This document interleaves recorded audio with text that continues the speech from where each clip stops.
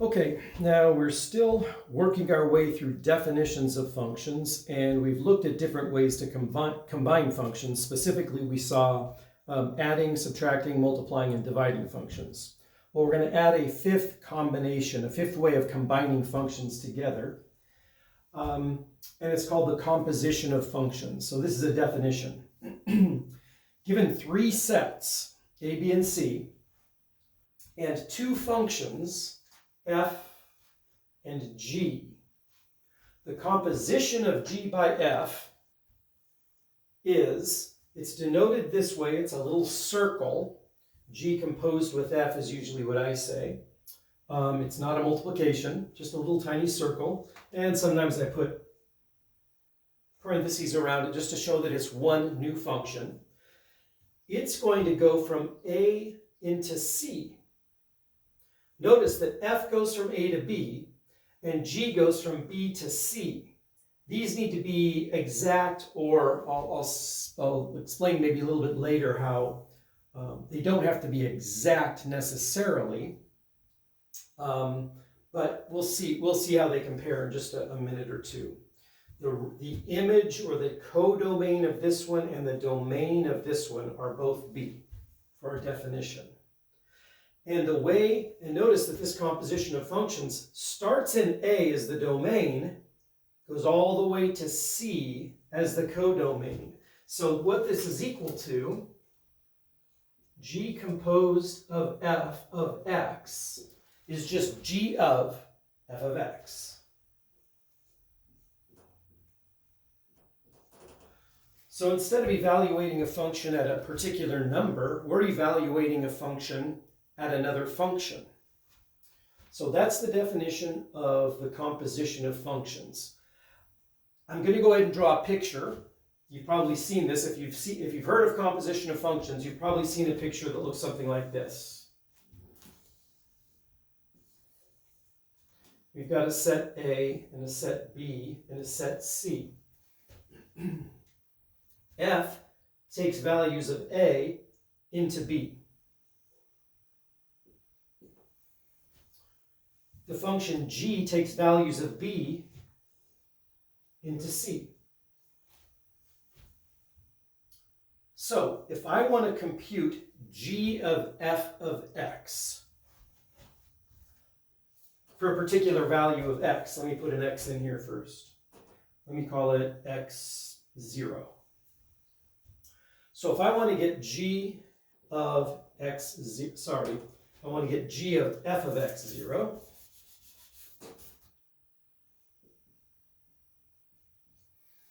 in my picture, well, before drawing anything, what's the first thing I need to do? If I'm given a number x0, well, I don't even care about g in the first step.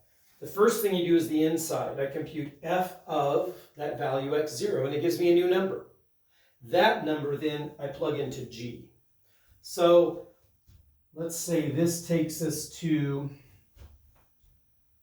x0. Well, I'll just call that a B0. Okay, and then B0 is going to get mapped to C0. I could have called this A0 if I wanted to. So when I want to compute G composed with f of x, by the way, this is my preference for writing it. I don't love that symbol. G of f of x, the first thing I need to do is take f of whatever value I want to take. I'm going to start at x0. F of x0 moves me into the set B. I called it B of 0. And then G of B of 0, which is, remember, f of x0, gets me into the set C. So I'll make one comment about this B versus that B. All that is required, they don't have to be exact. It could be that A maps you into a subset of this. So it could be that, I wouldn't mess up with this picture if you've drawn it out. It could be that A just gets mapped into that subset right there.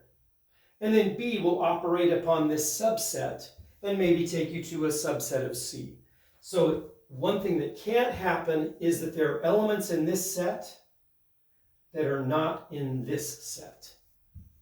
So this theorem is a nice, easy way to say it. Just set them equal to each other.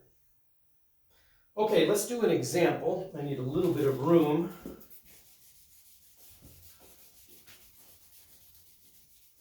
Let's take an f of x and a g of x as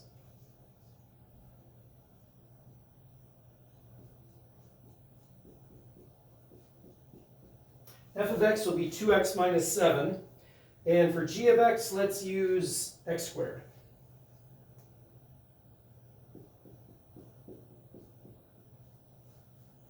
And we want to find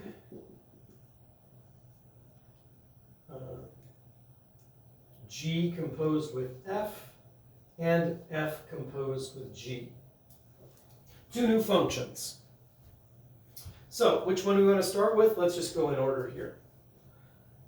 G of f, g composed with f of x. By definition, I always write this down, g of f of x. Just make sure you keep the letters in the same order. G of f of x, g of f of x. So this is going to be equal to, I'm going to move left to right because I've got another function to do below it. Or maybe I'll go downward and do the other one over here. Okay, so g of f of x means I'm going to take f of x and plug it into g. So it's going to become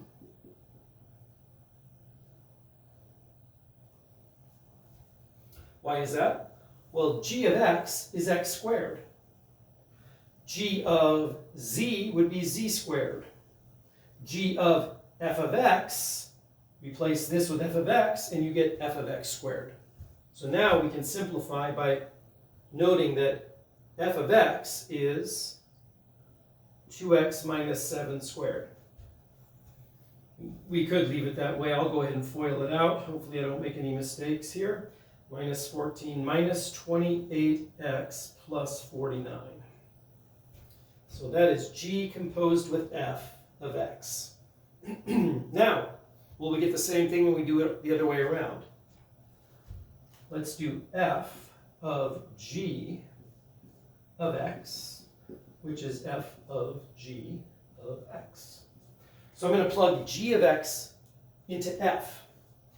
And we're just going to get 2 times g of x.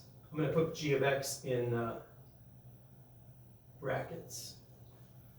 Minus 7. G of x is just x squared, though. 2x squared minus 7. So clearly, we do not get the same results. Now, there are specific case of special brands of functions, two functions, where you will get the same thing, and we'll talk about them a little bit later. So let's do something specific now. Suppose we are just asked to find, after we've done this, part B of the question is find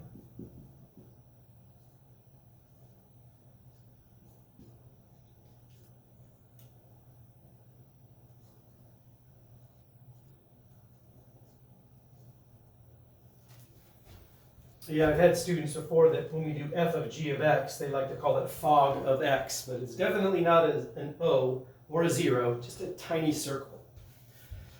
Well, if you're asked to do, oops, sorry about that, let's make these both of 0. We've already computed g of f of x right here, and we've computed f of g of x, and we've got them here and here. So don't do any extra hard work. Just plug 0 into both of those functions.